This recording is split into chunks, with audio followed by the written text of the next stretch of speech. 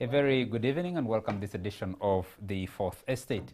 Charles Mwangu Shampagi, and tonight with me in the studios I have Jeff Mbanga. Jeff is the business editor at the Observer newspaper. Very nice to have you, Jeff. Thank you so much, Charles. We have Kenneth Anderson Lukwago. He's a journalist and works with Radio 1. Thank you, Charles. Very nice to have you. And of course, Dictor Simwe, who's a senior writer with the East African newspaper. Thank you. One lady, three gentlemen. Gentlemen, we did discuss briefly Kaabong by-elections last week. Then the election happened, but of course the national election was happening in Hoima. And the National Resistance Movement candidate, Businge Mugenyi, won that election with what some people would say is one of the narrowest of margins. It's a reasonably narrow margin given the weight of that election.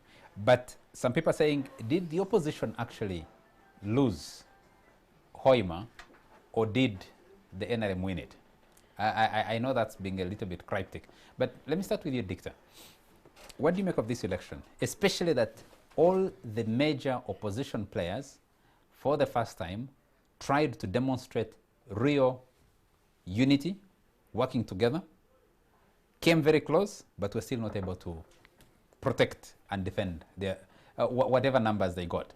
I do not know about the unity because I've seen a statement by Bobby Wine saying, complaining about some forces who pretend to be in opposition but failing candidates. So are you sure it was that unified? Because there were some quarrels that people, some groups of people tried to take over and others gave up on the race, and that could have affected the win.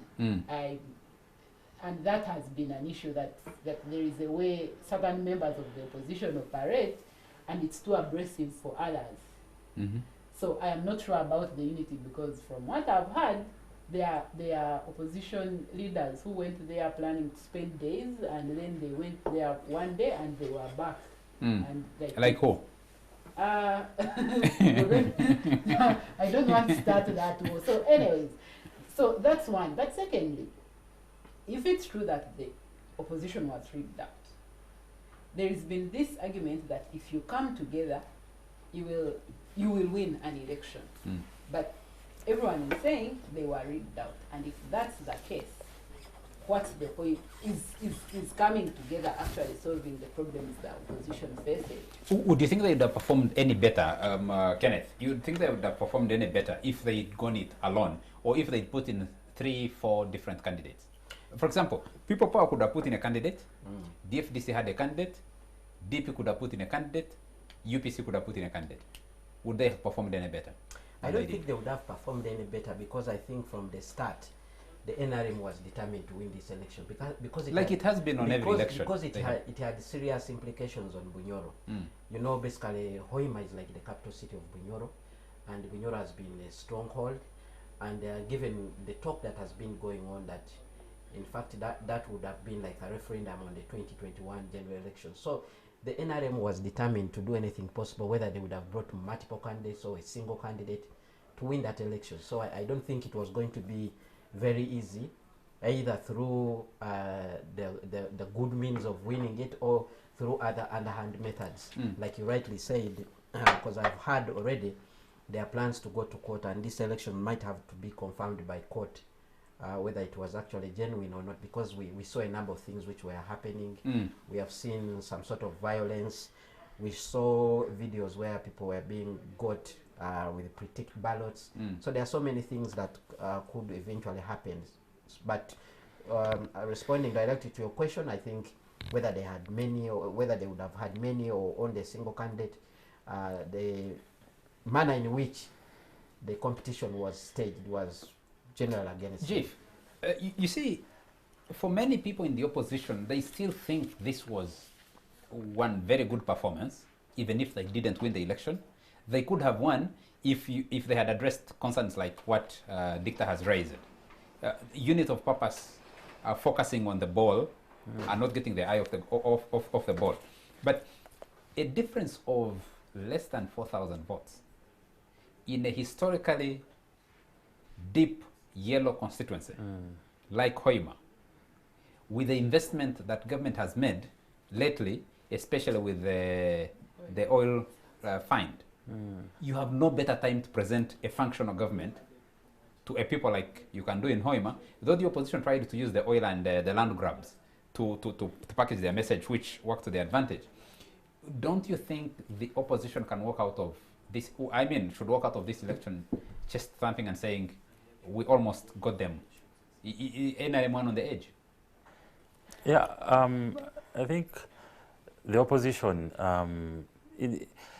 for some reason, I think they should be proud that they stretched the NRM to this. Like Kenneth was saying, I think President Museveni had made it clear that he wants Hoima by hook or crook. And that, I think, comes from the fact that he's been bruised by the Arua, Bujiri by-elections. And I think that has stayed with him for quite a while. And those by-elections in those other constituencies sort of propelled the People Power movement. So Hoima, there's no way Hoima would go. So in terms of the opposition feeling proud that they walked away with, they almost won it by, that were beaten by 4,000 votes, I think almost never counts. Definitely, I think they invested a lot. They were all there. The Mugisha Muntu, the Bobby Wines went and camped there for quite a while, and I think they needed it badly. Bobby Wine, Kiza, basically. They were all there. I think they were all there, and I don't think they can be proud of what happened in Hoima. I think they almost got it, but the fact remains that that election in Hoima was not free and fair. There was a lot of military deployment. Some people were arrested. A lot of arrests. You haven't seen the number of arrests and the amount of arrests that you have seen in Hoima in other by-elections. Yes. So I think that was a little bit a notch higher. It was a little bit a notch higher. It was, I think, like again, like I said, this election was very personal to President Museveni. He had to win it. But for how long can the opposition give the excuse or gain comfort from saying, we almost got it, we were rigged? They have won elections. They won, for example, Arua. With Kasiano Wadri. They have won some elections. How long do you say that we were almost there? We're almost there. Like just like you said, you either have won it or you have lost it. Yes. Yes, there is no middle ground.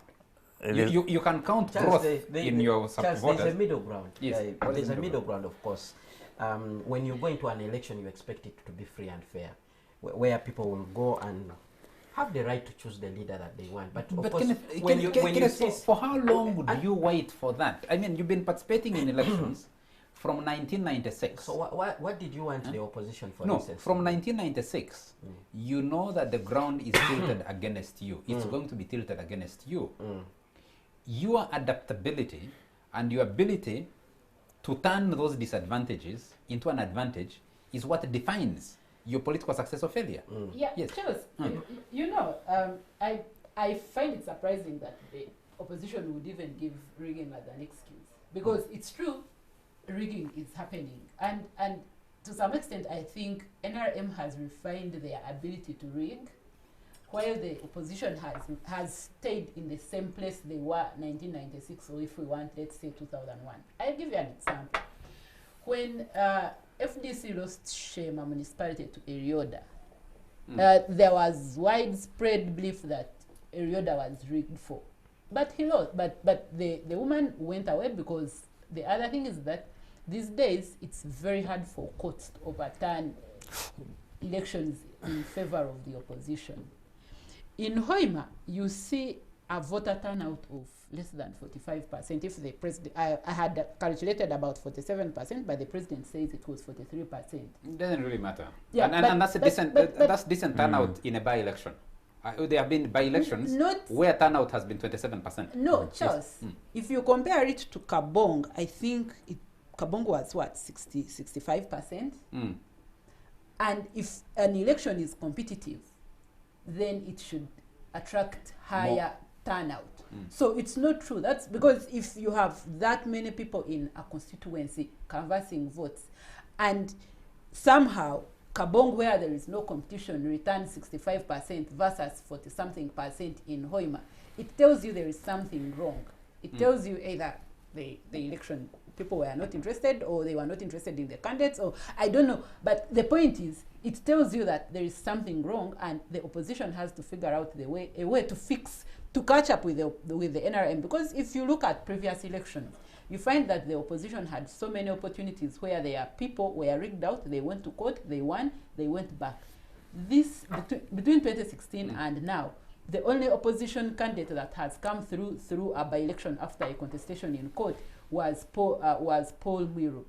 Everyone else has been either a new constituency, a death, something like that. And what it tells you is that the NRM has refined whether it's through the courts process, because you see this Nyakato here, she will go to court. If she goes, she will lose. She will become bankrupt because she has to get money to pay costs of the suit. Does it also make sense for a constituency that for a seat you're going to hold for less than a year?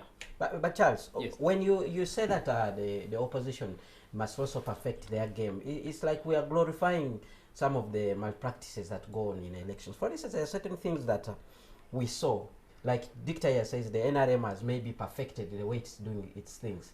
I was shocked when I learned that pre-ticked ballots were actually being transported in silver plates, which are meant for food, whereby even if you would have found a vehicle that has silver plates, you would think that this NRM person is actually distributing food to the agents of the party.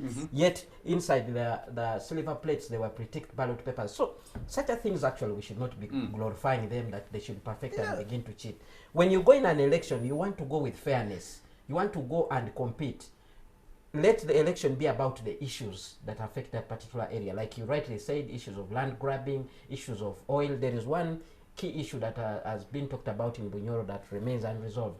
The issue of the Bunyoro University. It has been running for quite some time, and very many people are concerned about it. There's a WhatsApp group in which we discuss such issues. People are wondering, why didn't government turn the Chigumba Petroleum Institute into the Bunyoro University and then turn the institute as a school, a mere school or a department under that. So there are so many issues, and you know, issues of land injustices in Bunyoro. There are people who are being pushed away from their land because of the oil. So you would want such issues to determine the outcome. But when you have a situation where RDCs are deployed, we saw an RDC beating up somebody with a cane. You have a deployment of too much deployment someone of has security. crafted a beautiful poem. All those factors out of that on how the people have been. All those factors affect the turn up in the election. People will see too many soldiers being deployed. People will see the violence that is happening, and they will not turn up to vote. Yes. And remember, if the violence is happening in the morning, somebody who had probably planned to go and cast their ballot at 2 p.m. will suddenly decide to stay at home. So I hear you on that. I hear you on that. But you see, the thing is, for the opposition, and by the way, I have had people advise the opposition and say you should reach out to people and convince them to join you. No member of the opposition has that obligation. Ugandans need to realize that they need to pay to be part of the political economy. I mean, to be part of the politics to determine their own future. So the opposition doesn't necessarily owe it to them, to ordinary Ugandans, to convince them to support them. The Ugandans need to realize and find who represents their political interests. But the thing is, if you've been used to rigging as we've been used, we know that the military will be deployed. I mean, not that the military. Security will be enhanced in a manner that made Bunyoro, Hoima, look like a garrison, like there was a war. We saw that with Nandala Mafabi's constituency. We have seen it in every election. You live with it in Kampala. The thing is, yes, 28,000 votes for the opposition, Asinasi, Nyakato, is decent performance. But that decent performance that doesn't add an extra member of parliament into the House. Instead, with Hoima and Kaabong, the NRM increases its salary of elected members to 308. The opposition combined remains at 60 voters, 60 seats in parliament. Independents at 70. That doesn't give any comfort. And the thinking now would be, should Nyakato have won less red and more blue?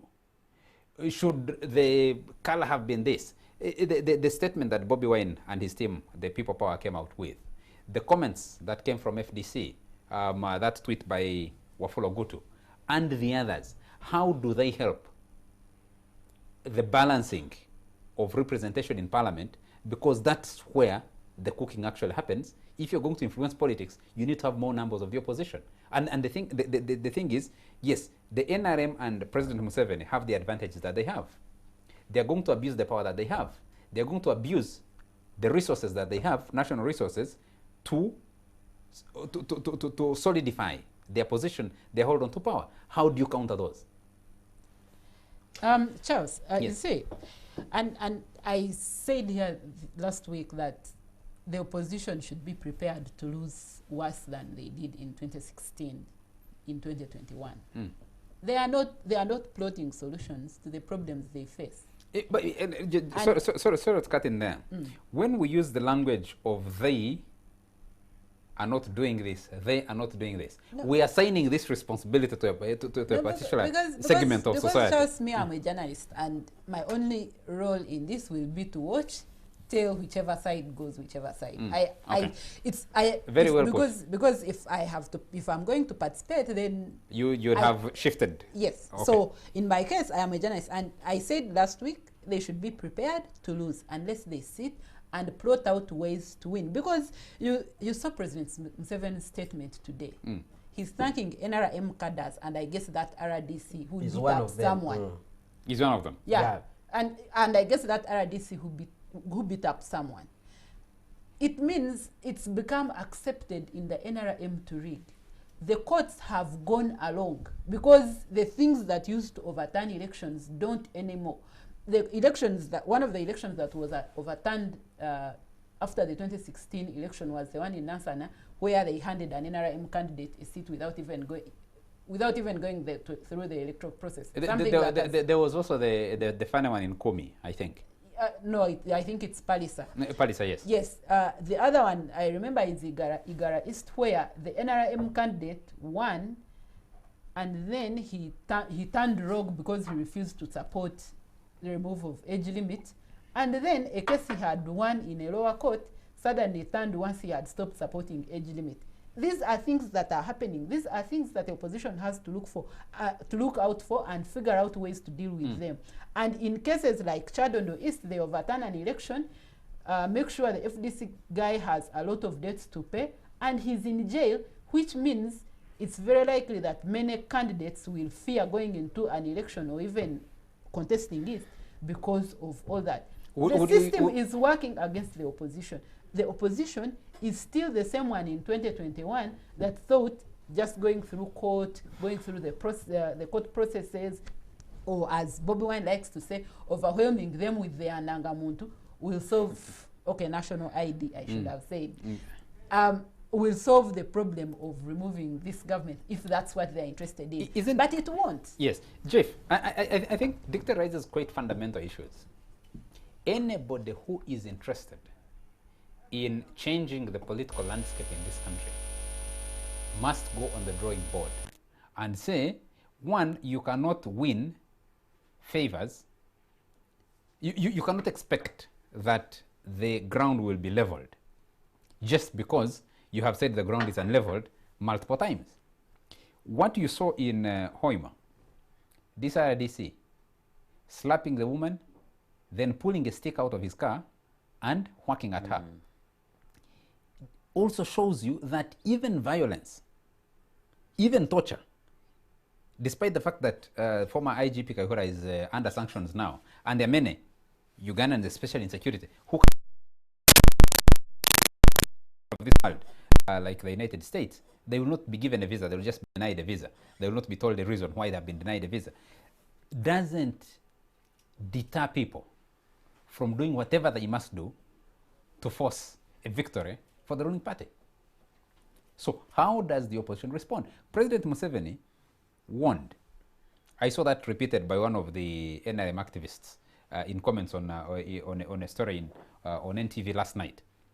Said we have eaten them like samosas, like sumbusas. Because Museveni went to Kololo and said, "Omuntu ngoyo mkwata nolianga sumbusa." Chapa sumbusa what is this? Nga cake. Sumbusa. They are determined. It doesn't matter what stands in the way. it doesn't matter what threat, but they will produce a victory. So if you are in the opposition, how do you respond? One of the problems of Uganda's politics is that the party system and the state, that's now for the NRM in this particular case, are deeply fused. When you don't have resources, when you don't have money in this country and in this political environment, there's little that you can do. So the opposition has, the opposition also has problems of its own. I mean, they are deeply divided. You know, the emergence of Bobi Wine has totally disorganized the opposition. So they don't even know who to front. They don't even know in terms of the members of parliament and everything. So they do have issues on that front. So one of the things that they have to do, first of all, is to work on the unity in their camp. You know, they really need to agree on certain fundamentals. Any divisions that they get totally affects their chances if they're going to compete with a party like NRM, which is deeply fused with the state. Now, whether the ground is leveled... Aren't you making the assumption there that the opposition is some homogeneous entity? They're not. Well, no, Charles, well, if we are talking about the opposition actually maximizing the opportunities they have, and Jeff is telling you that they need resources, they need to be better organized, the only best option would be for them to be under the same roof, to have a united force. Can you? That is what you've seen it. You've seen it from the days of the referendum. I have previously said it on this show here that when you talk to these opposition leaders, they all profess they need to have unity.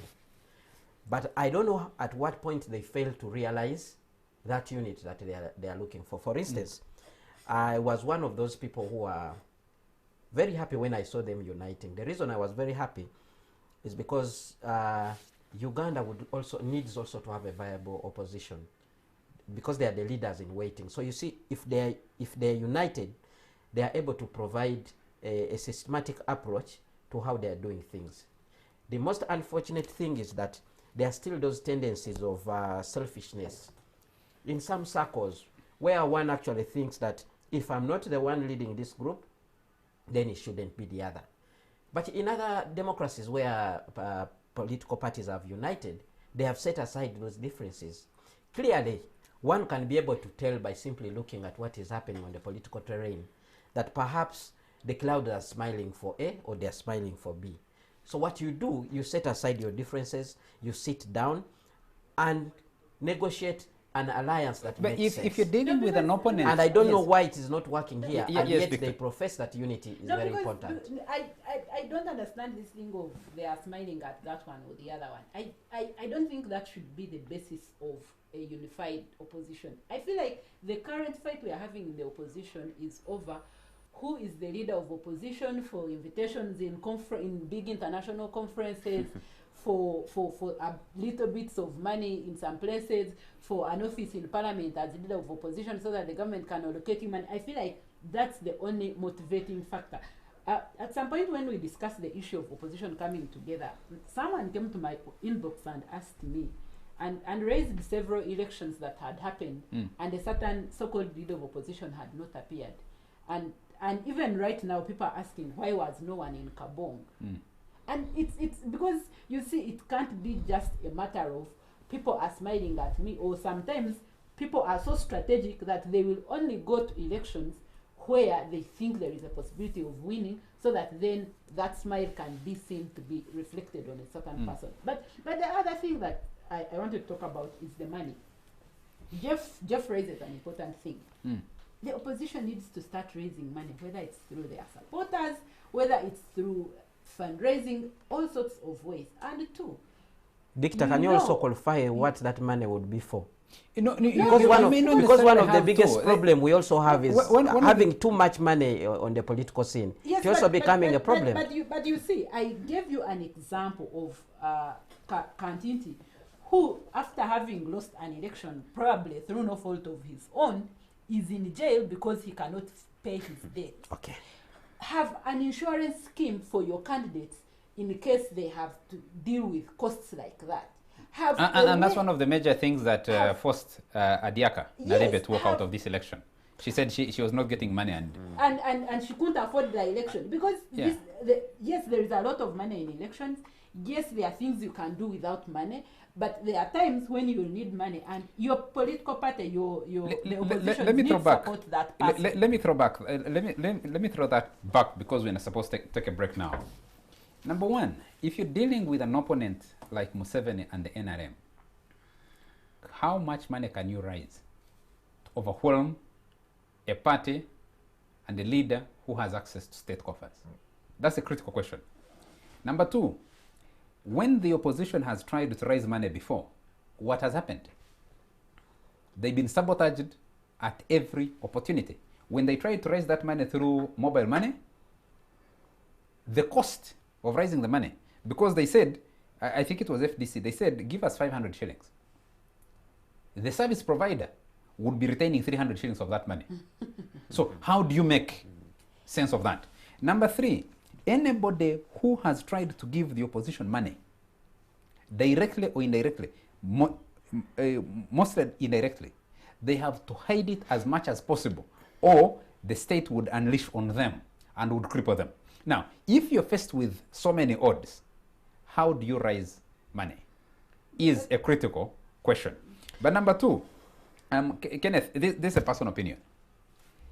The idea of the opposition uniting needs to be rethought. How do you unite?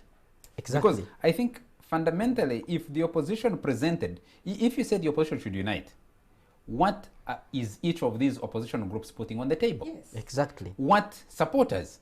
So rather than worry so much about presenting unity, where individuals that lead, purport to lead political parties or groupings present themselves, and you call that unity, they'll call a press conference and all of us will go and cover them, and you see people seated on a table, and you say, but who is behind this guy?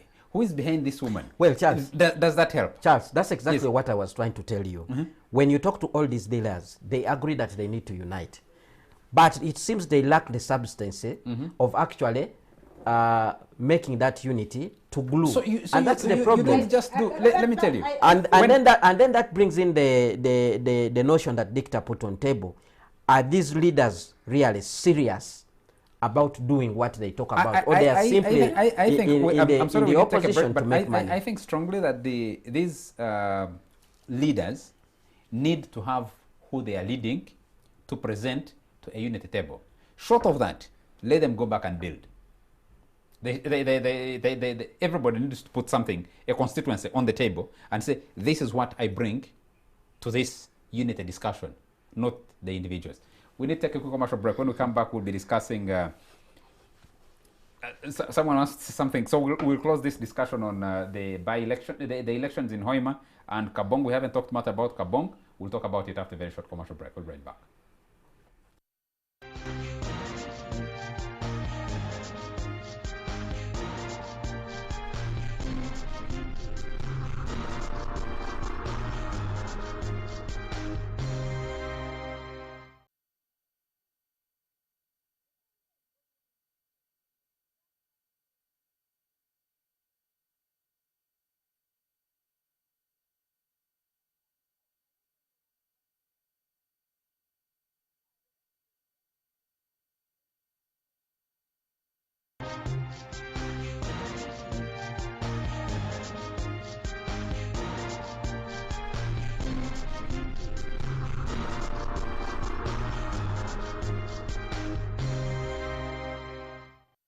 Welcome back to this fourth estate, hot, off and on the air, and we're discussing, we'll just conclude on this, on the issue of the by-elections in Hoima and Kaabong. We haven't discussed Kaabong much, but if you look at Kaabong, like you said, it was a no contest for the NRM. Adiaka Nalibe wrote to the Electoral Commission and said she was withdrawing her candidature. She stayed on the ballot on a technicality, because the Secretary General of the Forum for Democratic Change, which nominated her, wrote and said if she's withdrawing, it must be with the endorsement of the party. But does it mean anything to you, gentlemen and lady, that In spite of that, Adiaka Nalibe, who had contested previously and walked out with 500 votes without campaigning, they said she stayed all her time in Chireka, this time round was able to grow her numbers from those 500 to 1,679 or something. Yeah, that's significant growth. She more than doubled her numbers. And especially given the constituency size. Yes, the size of the constituency, that there was no campaign either by herself or the party that nominated her or any member of the opposition going there. Does that mean anything for especially the opposition? Number two, our producer was reminding us during the break. In Bunyoro, Asinas Nyakato has been the best performing opposition candidate there after the former mayor of Hoima Town Council. But that she managed to raise that number of votes. Shouldn't that give the NRM more sleepless nights? No. So you respond to those two questions. No, because on sleepless nights, you guys, you forget that Ugandans don't really mind much about parties. It's how long you've been there with them. Do they know you? Do they recognize you? Because if that's the argument, how come Francis Mujite was able to win a constituency in Buweju, a strongly it's a serious NRM constituency, but he won it.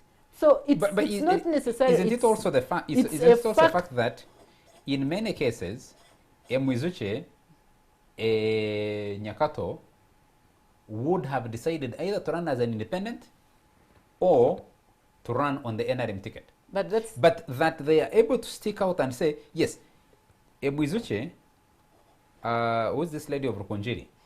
Going Muzanira. into, yes, Muzanira, to go into a deeply yellow constituency and stick it out on a party color is a statement that even people will still vote for you in spite of those odds. Yeah, it's a statement, but it comes from how long have you been working with the people that you are standing in the constituency you're standing in? How long have you been working with those people?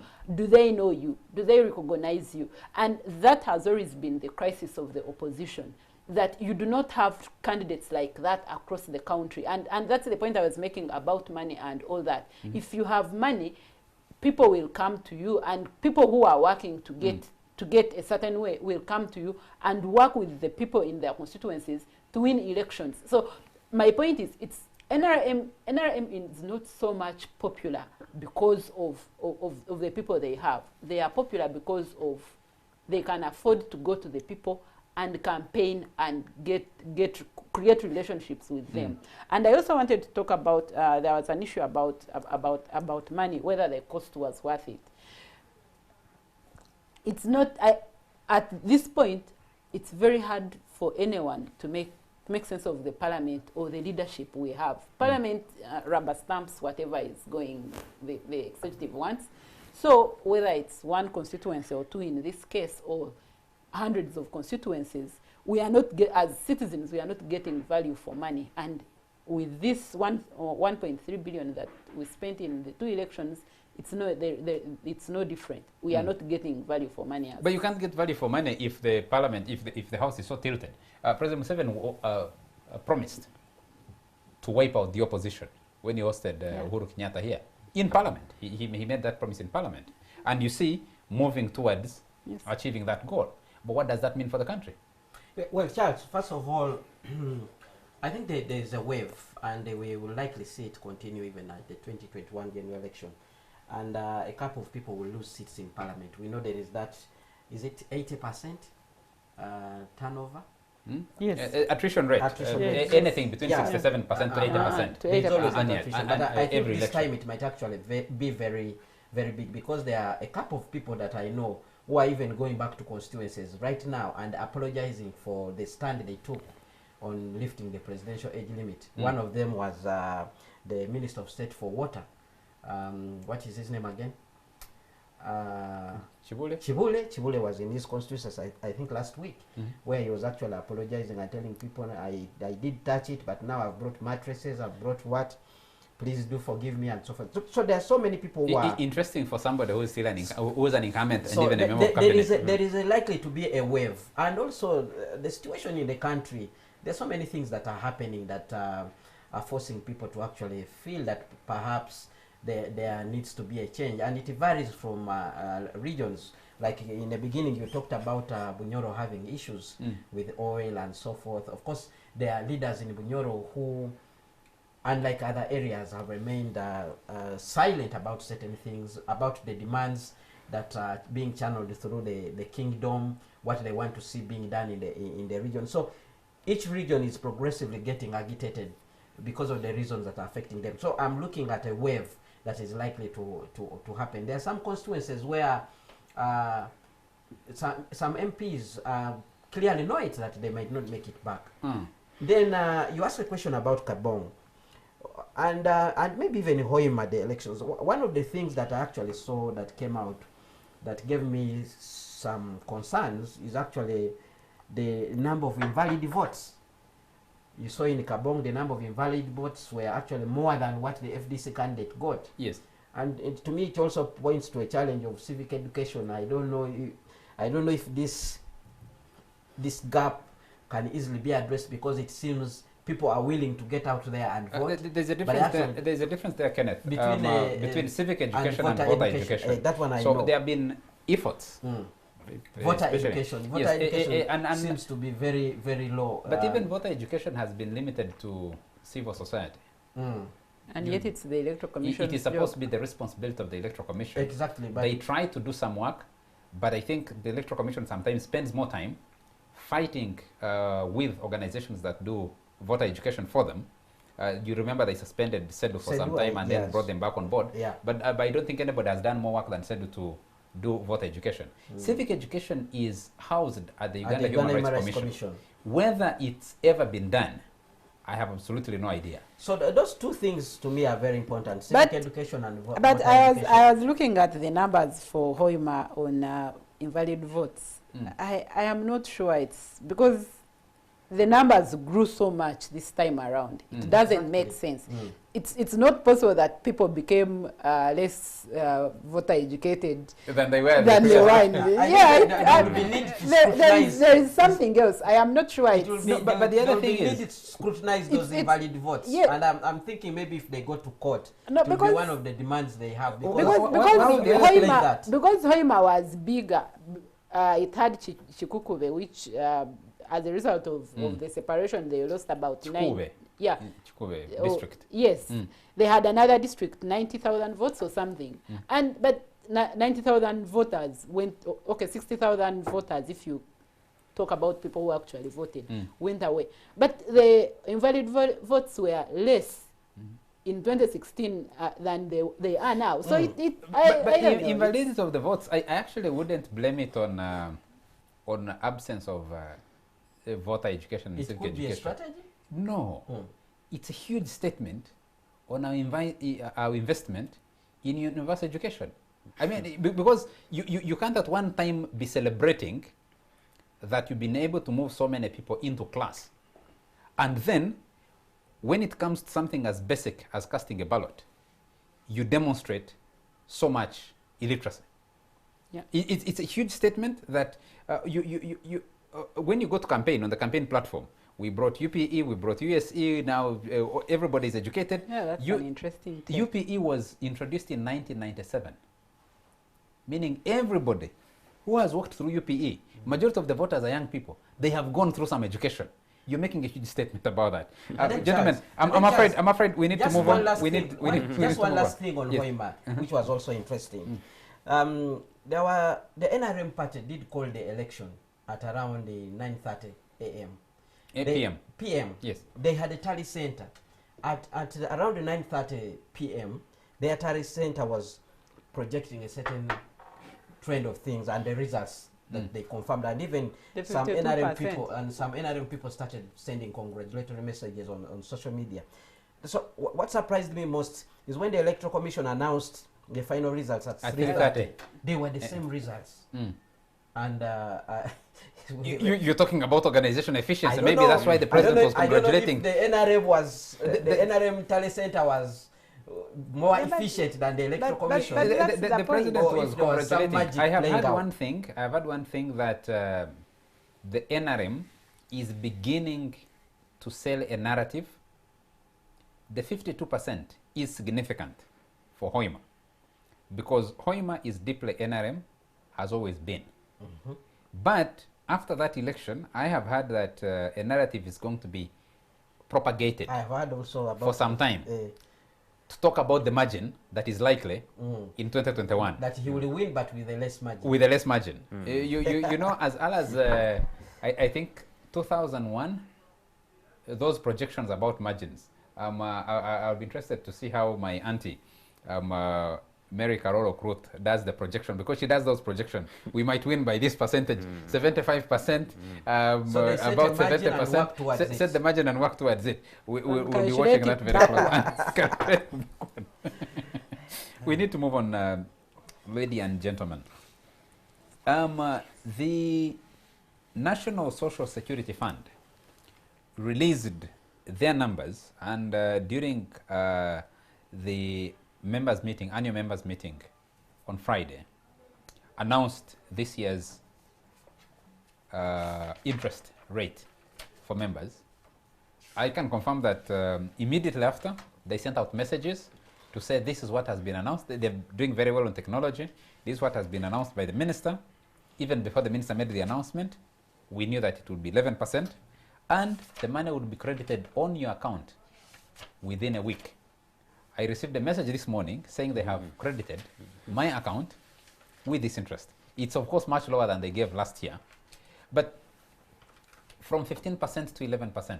Jeff, let me start with you. And the performance of the fund generally. Does it give comfort? What was not relayed live on TV on Friday played out in members' questions in the hall just behind us here. Members were really, really upset with the performance of the fund. Are they justified? Are there justifications? Or this is a decent interest for savers, you think? It could have been worse. It could have been worse. NSSF has had a very difficult year. Even the 11%, we should be glad that we are getting the 11%, because I think NSSF touched its retained earnings.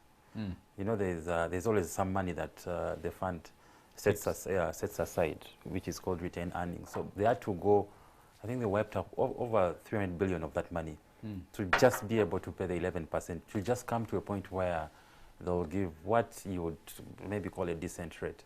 So what this means is that NSSF is left with very little retained earnings.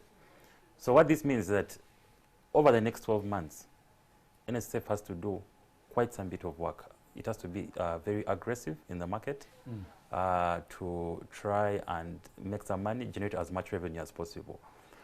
The chairman talked about them being able to collect 100 billion per month. Yeah, maybe he talked about it, but he did not say how they are going to probably be doing it. No, he said that's the kinds of money they are receiving every month. Okay. So diversifying ways and means in which they can deploy that money to make a profit for the savers is what he was talking about. Yeah, but diversifying that money is, NSF is has invested heavily in equities. That's in the stocks and in the real estate market. Now they have a lot of what I would call dormant assets, such as Temangalo, the Luvoa, the pension towers, which are, I don't know. Nsimbe. There's so many other things that are lying idle within NSF's books, and that's sort of affecting them. The buildings that they have, which are earning them some revenues. I think they finished one in Jinja. I think they have. It's empty. There's one in Mbarara. Mbarara, I think. There's one in Mbarara. So I need. They're promising others in Gulu and Arua. And then yes. This one, Lumumba Avenue. What I don't get. So maybe just to complete. In terms of, I think they're going to depend very heavily in the equity markets picking up. The Nairobi Securities Exchange is not doing well. It's been losing quite heavily over the last couple of quarters. The Uganda Securities Exchange is a no-brainer. We are struggling, and it's going to be difficult. It's going to be difficult. So the problem is not NSSF's per se. it's the general performance of the economy, because of the economies, yes. If the heavy investment is in equities, for example, Charles, yes. For me, what I don't get is why, for example, NSSF is investing in office space, which for our market, at least the one of Uganda, we have a glut. There is no question about that. And therefore, they'll have a lot of unoccupied spaces. I don't understand why. When Ugandans are yearning for houses, so you have your savers, you have their money, you go build or buy land that you will not use for much, but then you could use all that to build houses at affordable rates, and then people can pay for them one way or the other. Instead, NSSF is mostly investing in office space, which is not something that the market actually needs. If, as a saver, if NSSF built a flat and said, we are going to build this affordable flat at, say, 70 million, which is what the average Ugandan will use for a small family house in the city, and then sold it to their customers in whichever arrangement they can work out. I don't think the savers would mind so much if they then got 7% on their savings. And because the savers, the money they are struggling, they are fighting to get, is so that they can build houses for their families, they can reduce on the need for rent, and so on and so forth. So solve that need for them. And then the other thing, why maybe it's time for Uganda to look at our law where that requires that you only invest in East Africa, because East Africa right now is not doing so well. Is it time maybe for us to look elsewhere? But most importantly, solve a problem. And right now, all NSSF does is get money, put it somewhere, it sits there, it doesn't solve anything for our market or for their savers, and that's something that they need to resolve. But Dictor, help me. You're the economist on the table, and Jeff, you're the business person here. You understand these things better than I do. The thing is, NSSF has had its hands tied. What Byarugaba has been able to achieve for his tenure is to reduce controversies and negativity around negative publicity around NSSF. Because previously, they tried to invest in Temangalo to do exactly what you're talking about, private housing. It ended up in controversy. It's never been resolved. But it's still it's still a subject of investigation and has resurfaced at the Bamgemerere Commission. They tried to invest in Nsimbe. They burned their fingers. They're still stuck with that. So how do you deal with those controversies? Number two, as a long-term fund, is it really problematic that they invest in office space? Because they are thinking long-term. They were boasting, and I drove by Lumumba Avenue. That pension towers is going up now fairly decently, and they promised that they would deliver that very soon. Don't you also need to change the skyline of Kampala and a fund like NSSF to have impact, especially because you're looking long term, rather than what about immediate returns? Because I don't think what I was talking about is immediate returns. I was talking earlier in the week with a gentleman at the World Bank, and one of the things he was talking about is how we are underusing the resources we have. Because you're arguing that let's have offices so that they can sit in a certain place for the future. But then you have an immediate problem that you can solve, make money off of it, and still solve a problem. So why an office space that won't be hired and not, and as for instead of a house that someone can live in immediately and pay for and, over a longer period of time. And pay for, and maybe even for the private sector that does not want to save with NSSF, start saving because they are seeing that benefit. On Temangalo and Nsimbe, it's corruption. If UBRA has sent out information saying the administrative costs of NSSF are quite high. If you have high administrative costs, it means you should have the best in the market. You're paying the best people in the market. How is it possible that the land they finally buy is land that has so many claimants, is in a wetland, has so many problems, not a straightforward land deal that, yeah, we all suffer. Sometimes we suffer land deals, but we don't have the resources that NSSF has. If I have resources that NSSF has, I am able to do proper due diligence. And that should not even arise. That for me, that's just a matter of corruption that we need to resolve. It's not that it's a miracle that has been achieved. It's something, yeah, we can thank we can thank the NSF boss for not being in these problems now, but it's not enough. Kenneth? Well, first of all, I want to agree with all the guys on the table here that generally the economy is shrinking, and not only in Uganda, but even in Kenya, where I heard Mr. Richard Byarugaba saying that's where they have invested most.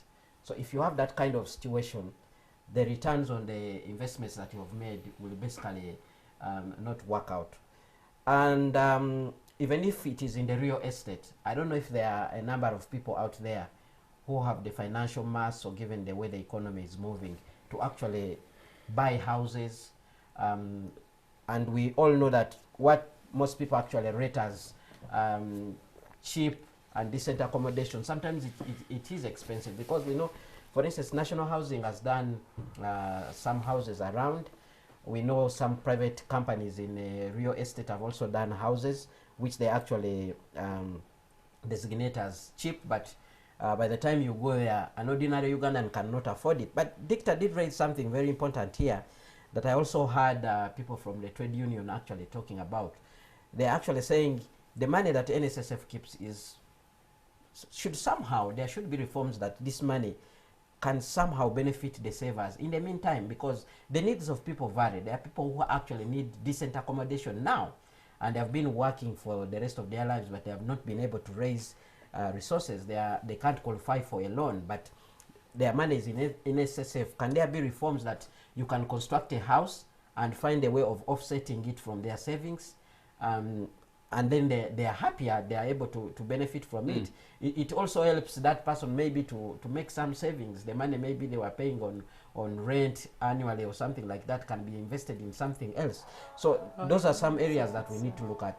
On the issue of the office space, I think it's an issue that can be taken on a piecemeal basis. Well, because for instance, if you have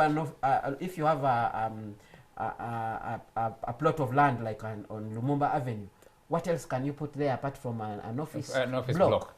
So I think we need to look at the assets that they have, especially land where it is allocated, and what actually they can do with it. Yeah, but only the question about the selling of houses, like Dictor was saying, you need to move beyond thinking about workers or savers looking at their savings to attain those houses. Majority wouldn't afford. 93% of NSSF savers will work out with 10 to 13 million shillings. 13 million shillings. But meaning the percentage of people who can walk out of NSSF claiming their benefits and walk out with 50 million shillings is possibly the next 5%. Yeah, but But the thing is, like Victor talked about it, these same people are spending money on housing. Exactly. They are spending money struggling to build a house for themselves, whether they borrow it or they or on rent and stuff like why that. not work out a formula? Yes, they can fund it not from their savings, but from external resources. So Charles, here's the thing. He just talked about the issue of national housing having very expensive houses. And that's the thing. Every time I've talked to real estate managers, they've told me one of the most important things that causes the cost of houses to be at 300 million and so forth is the interest rates in Uganda. NSSF does not have the problem of interest rates because they have the money already with them. Because someone who is borrowing at 20% to build, 20% per annum as interest rate to build, has a lot more costs than NSSF, which has money sitting somewhere and they're not using it. And in fact, that's the money that the other person who is constructing, that's the money they are using. So if you do the right thing, and this thing of houses, of national housing, those houses are not cheap. The average Ugandan at the maximum will spend 200 million to build a good house, which means with economies of scale, that amount can go down, because if Yes, you're you building can build that many, house at much cheaper. yes, much more cheaper. economies of scale allow you to reduce that house, because 200 million is a very good house. People build with 70 million, 100 million, 60 million, whatever. So you cannot tell me. And then the other thing I've had is water is lack of water, is lack of electricity, is lack of roads. I want to think that the money that NSF has affords them the ability to go to a place that's manageable, but also has those things. So maybe the other thing is utilities. It should be incumbent upon utility companies to tap into investments a new market. Yes. No, if somebody, whether private or NSSF or public, decides to set up an estate, it is to the advantage of institutions like National Water and Sewerage Corporation to extend a water line there. It should be the responsibility of the power distributor to extend power lines there, because you have a ready market. They have created it for you. Exactly. If you go in some of these estates and how they have developed, instead of having everybody struggling to extend the pole to their property, or to extend a water line to their property, these institutions, these utility companies should be able to do that. We need to take a quick commercial break. When we come back, President Yoweri Museveni writes a letter railing against borrowing for infrastructure projects, and particularly the Kampala-Jinja Expressway that he says should be given to China Railway Company 17, Company Group 17, I think. Yes, 17 to construct, because it says it will bring its own money. The cost of that road would be 1.2 billion United States dollars. What does that mean? We'll discuss that after a very short break.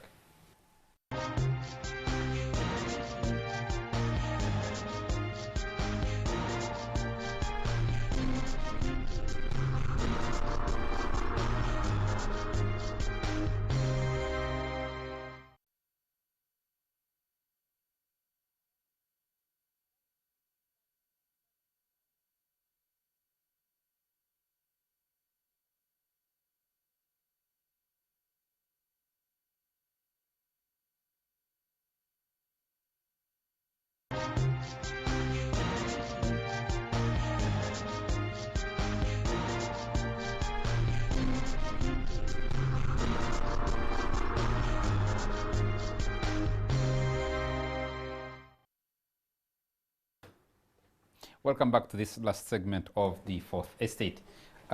Gentlemen and lady, Jeff, I need to come back to you briefly on NSSF. Where are we going next? What should we expect of the next 12 years? Will we going to keep his job? Because people are fairly angry with him. 12 years. Yes. I think NSSF, if we look at their numbers, they were affected by mainly two factors. You know, the drop in the share prices in the companies that they have invested in, and of course, and also the second factor is the weakness of the Uganda shilling against maybe the Kenya shilling and the Tanzanian shilling, because most of NSF's money is also invested in equities like Safaricom, and which did not perform poorly. So Kenya is the biggest investor on the local stock market in Uganda. In Uganda, yeah. So if you look at the market numbers, Umeme has dropped from 550 2 years ago to close to its IPO price. It's 300, about 300, 315. About 300, 315, hovering around there. The 300 shilling they mark. put some money into Cipla quality chemicals. It swept out half of that money at the moment. They put money, their money has been stuck in Uganda clays. Yeah. They've been trying to convert even debt into equity. They put money into, they have money in New Vision. New Vision is struggling. They have money in, what are the other stocks, local stocks that are listed that they have? Yeah?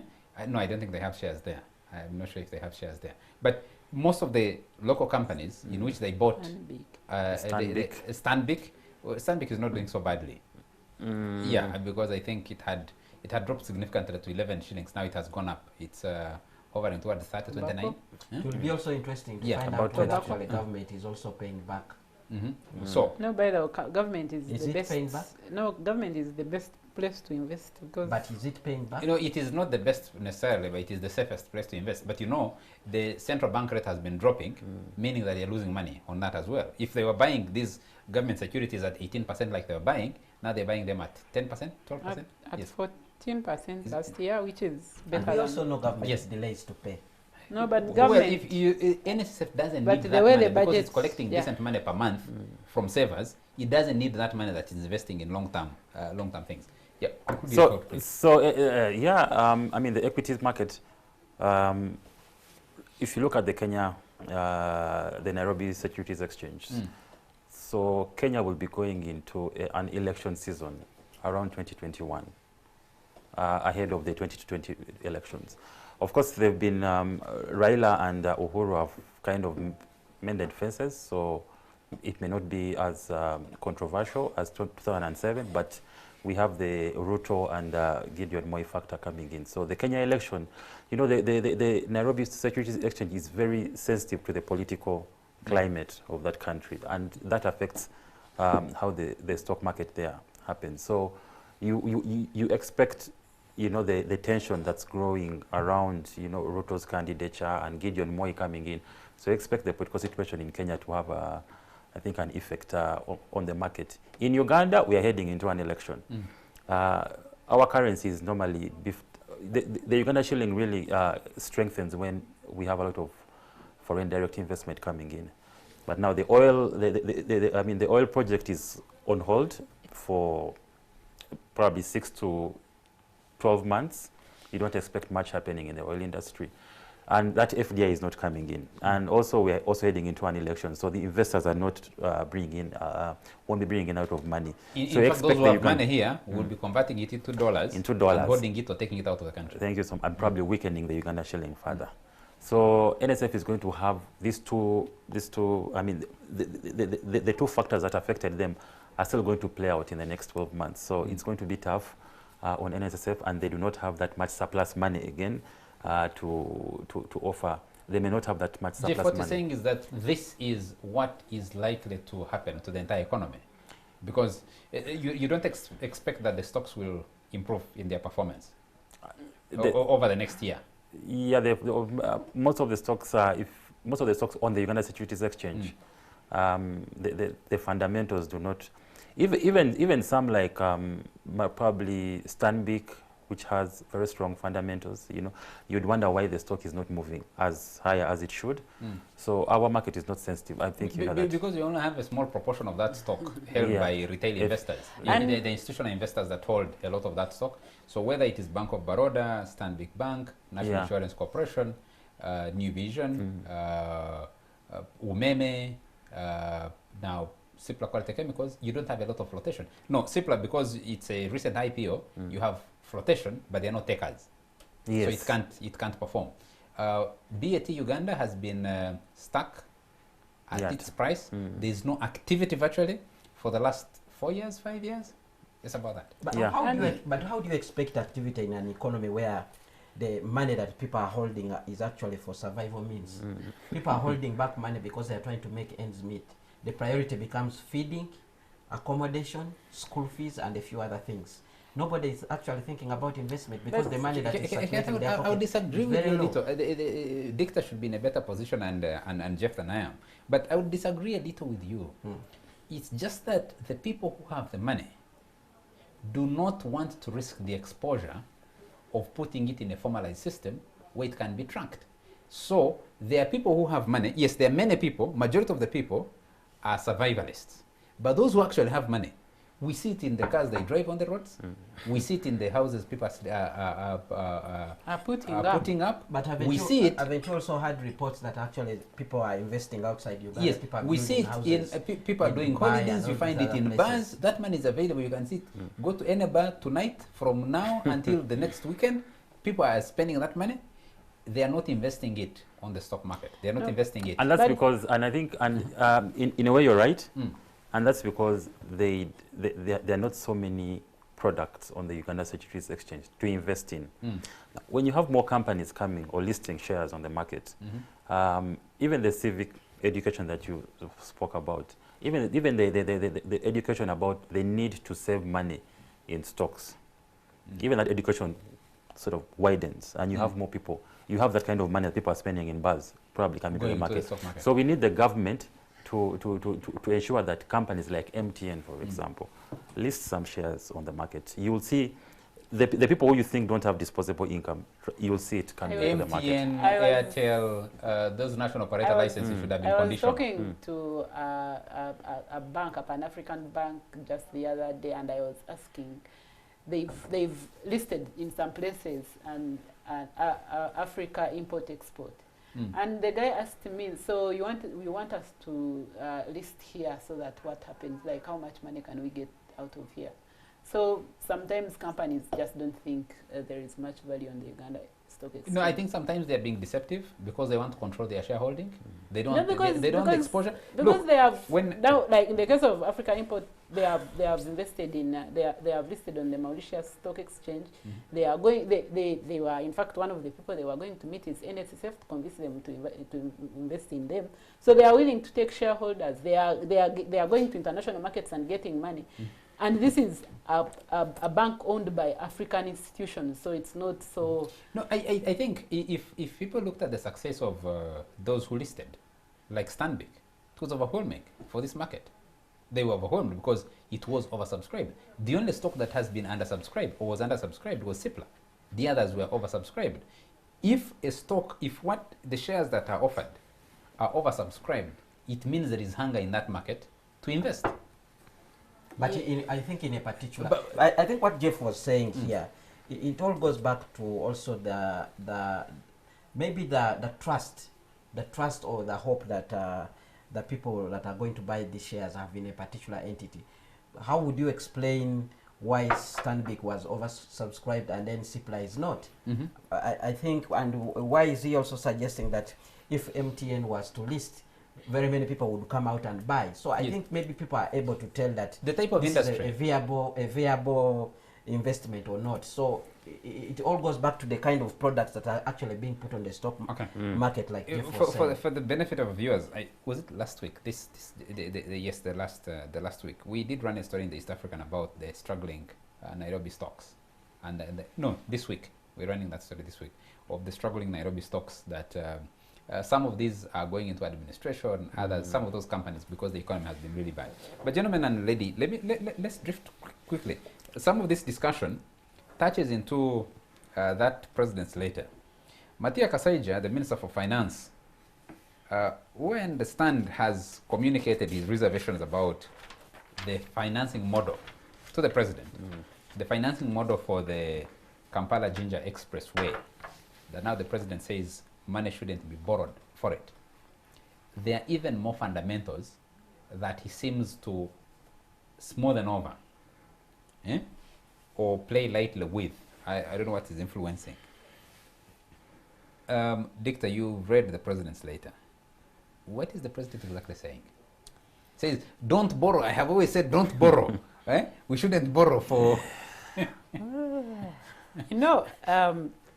So the thing is, what the president is saying of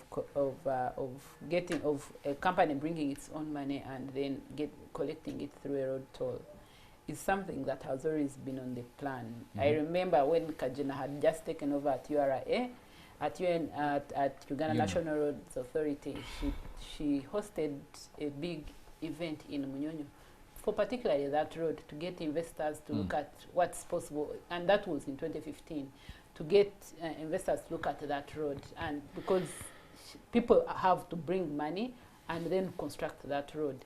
That's why the African Development Bank, the EU, funded all the preparatory work so that it gets out of the way, and then investors come and fund that road. So I have a problem when the president says, we don't want to borrow for this project, as if there is ever a point when someone was going to borrow. Yes, Uganda was going to back the borrower, to promise to give some comfort, but we were never going to borrow. So, and I know the president is a smart man, and he has access to all the information he needs. So it kind of scares me that he would go to those lengths to make us think that this is something new, when he actually knows that this is what it has been. And the only thing that I see here is it is a Chinese company. So I asked myself, what is it that Chinese have over our president? Because he did it with Karuma, with the Simba, like he keeps distributing projects to them. But why? What I don't understand is why attempt to scuttle a process that has already been ongoing. Because and Charles, when you borrow, if the company, China Railway Group number 17, finds the resources, whichever way they find them, they are going to meet halfway with what was already in plan. But government would still undertake that date by guaranteeing it. Yeah, they are guaranteeing. So if you're guaranteeing the date of $1.2 billion, does it make sense that you choose to guarantee 1.2 billion, which is a date you're taking because it gets onto your books, if you guarantee it, instead of following the old approach where I think the European Union and the French and others had offered to part fund that road project with about $400 million. Charles, you see, for me, my concern is about the president actually projecting that he has actually been lobbied by this Chinese company to actually take this work. Like you rightly said, there's a process that had already started, and one would envisage to actually have value for money, there should be some semblance of at least bidding. People can come and compete. There are companies that were pre-qualified. Yes, and I'm told that the parent company of China Railway Group Company number 17 was one of those that had competed.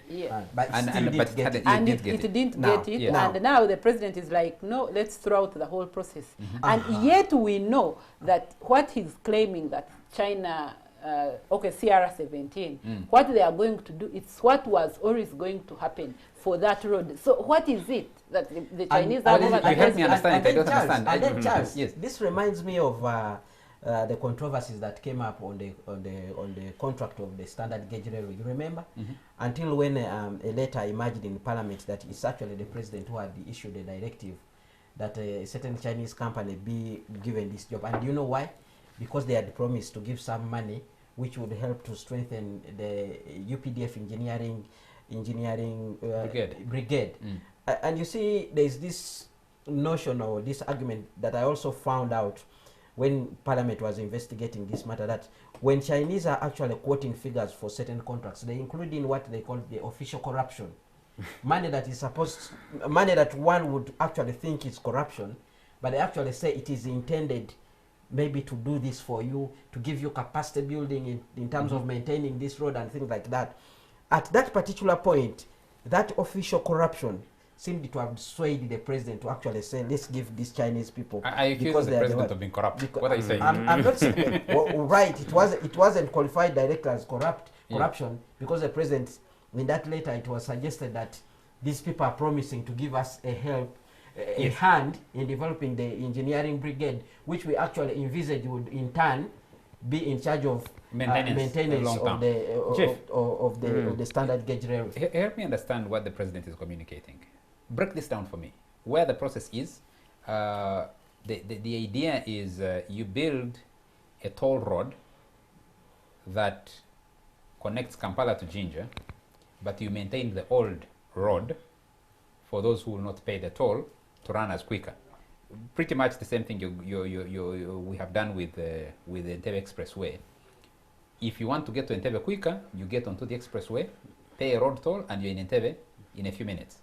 But also, I think and the tolling, yes, the tolling for Entebbe Road starts in January. I think they're looking for a company now to run the tolling system. Charles, yes, Jeff should also help us in terms of this road project and the standard gauge railway, because I was reading somewhere the cost of doing this road is likely to be much higher than the cost of doing the standard gauge railway, which should be our priority, because there's always been this argument that the eastern route being so strategic in terms of bringing in goods from the coast to Uganda, the standard gauge railway would be more significant than a mere road network. Just say, but if you talk about the East African, please be decent and accept that Dicta put in her effort and wrote that story that you're reading from.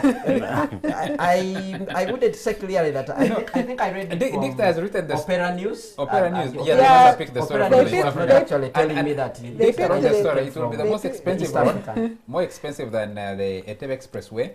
But that's beside the point. Jeff, please.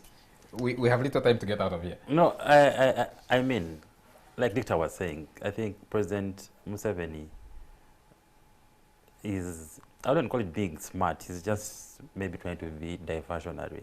Yes. Saying that he was shocked that they are going to borrow. They are going to borrow, that this is what I've always wanted. I mean, so many of these roads, the oil roads in Hoima are being built by the Chinese with their own money. There's so much, there's so many things that the Chinese are building with their own money. So what this politically means, I think President Museveni is trying to send a message to the Western world. I think I think the two parties are getting bored with each other, and he's falling a lot more towards the easy Chinese money. That has been the case for quite a while, but I think he's increasingly being hooked to Chinese money. How the Chinese are going to really do it is that, and we shall not be able to monitor the pricing of the raw materials that they'll be using, and that's why they're going to make a lot of money. The cement that they'll be bringing in, and the steel and all that, and that stuff that they'll be using to build that road, and that could have an impact on the local market. Because the Chinese money is going back to China. Yeah, it comes with so many strings. I mean, they'll tell that everything has to come. Most of the stuff that needs to come from China. So we need rules that enforce the local content, like up to about 30% of the raw materials have to be procured locally. We need an agency, maybe UNRWA, to sort of supervise and ensure that the right prices of the materials or whatever they're going to do on that road is right, because the road toll is going to be very expensive for ordinary Ugandans who like to use that road. But interesting, you're talking about the president being smart. Interesting that the president who wrote just last week, and even his letter today, railing against the West sanctioning his former Inspector General of Police, is running around as if Chinese are locals. I mean, you can't be condemning one group of foreigners and say, I am not interested. You only go there because I have to. And then the next day you're writing and my other problem. I think we also need to discuss how easy this Chinese money is, because I think China is not basically giving out all this money because it wants to.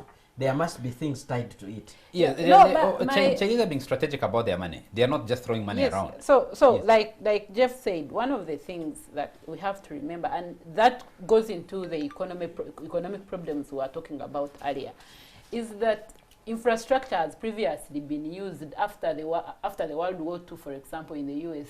After the World War, they used infrastructure to employ people. Investment in infrastructure to employ people, to boost the economy. In Uganda, this is not happening because of that dependence on the Chinese. We invest a lot of money in infrastructure, in this case 1.2 billion or 1.4 if you include compensation.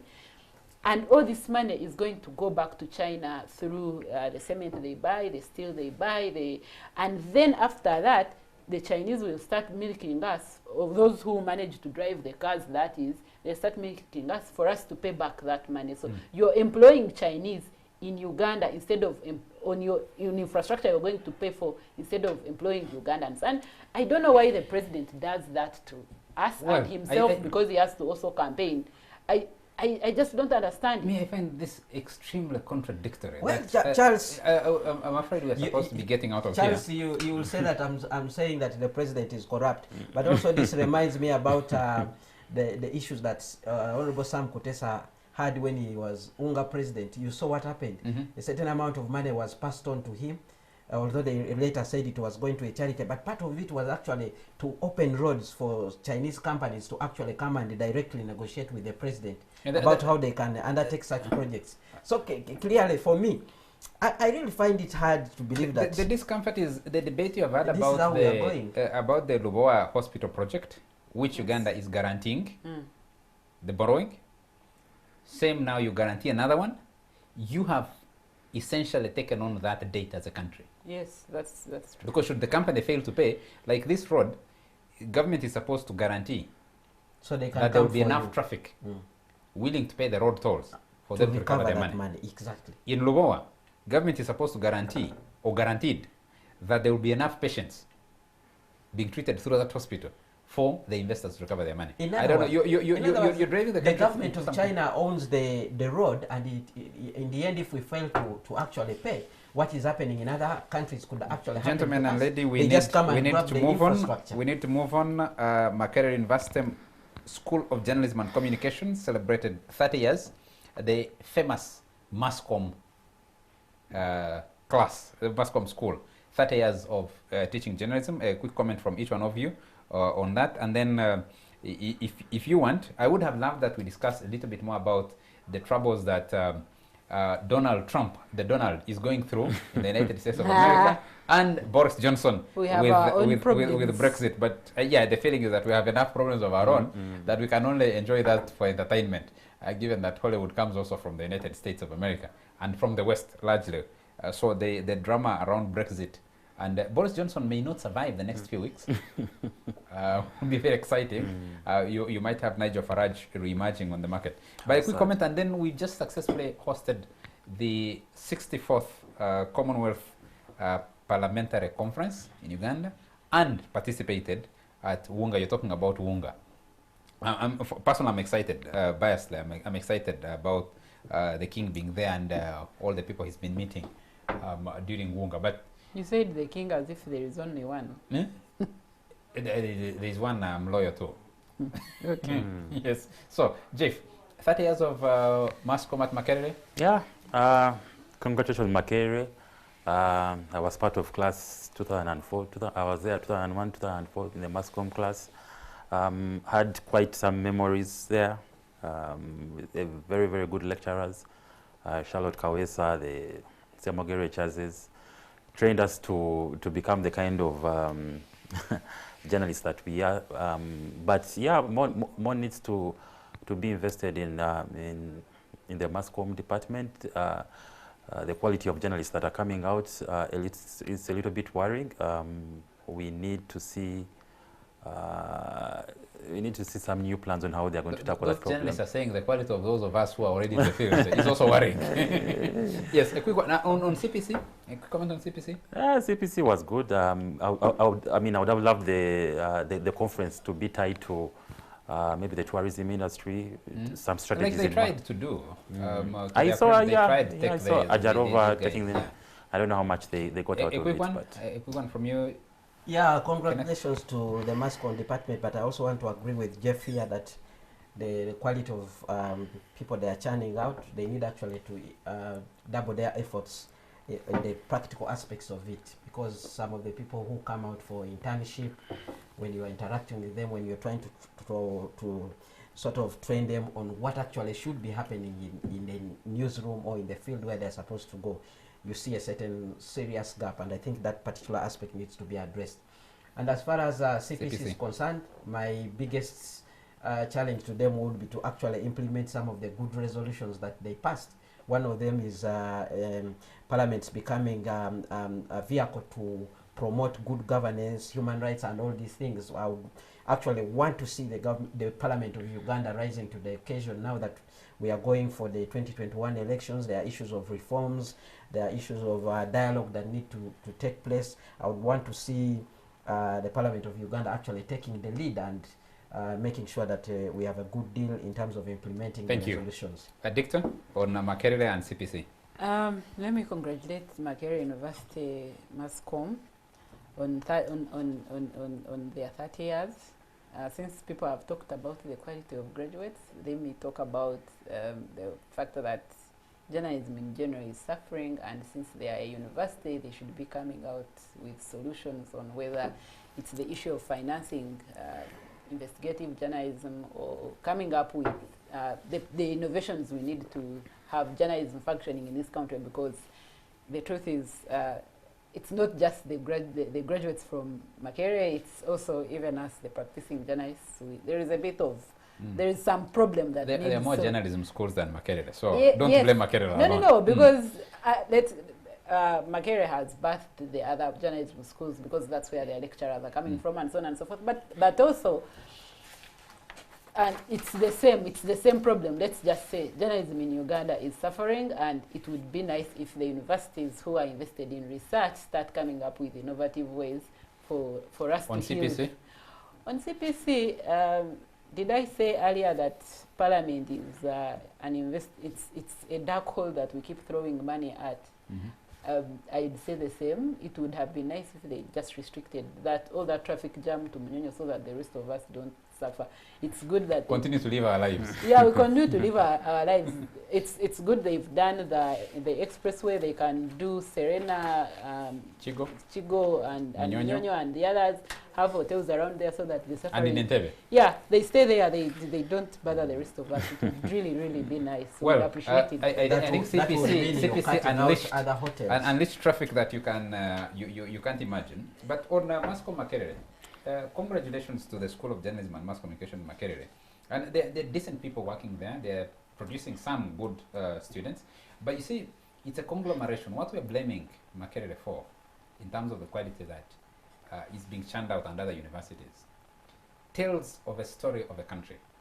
I think we need to step back and say, what exactly has been going on? Because you'll talk about that for journalists. You'll talk about that for most other professionals that are coming through. I said earlier, these are the dividends. What you have now are products of UPE that came through over the years, products of USE that are coming through at the moment. But also, there has been a major complaint around around universities and higher education in this country that debate, focus on issues, engagement with the country's political processes has died. If you don't have that debate coming out of our higher education institutions, you produce poor quality, because it means that the interaction between lecturers and learners is only about the curriculum that is defined. They are not engaging with where they're going to serve. So, and it is reflected also in the quality of political parties that we have. The kind of political debate that is happening is also being determined by the kind of professionals that are coming out of public institutions, the consciousness towards what they should be doing for the country and what they should be doing for themselves. There's so many clowns, and the opposite shows about there's so many clowns that we have in parliament also. I mean, in every sector. If you say clowns, our time is out. We need to get out of here. Thank you very much. Jeff Mbanga, business editor at the Observer newspaper. Thank you very much. Kenneth Anderson Lukwango of Radio 1. Thank you very much. Dictor Simwe of the East African. From me, thank you very much to you, all our viewers, for joining us tonight, and always, thank you very much to the production crew that stay up late to deliver the show to you. Have a splendid week ahead until next Sunday. Good night.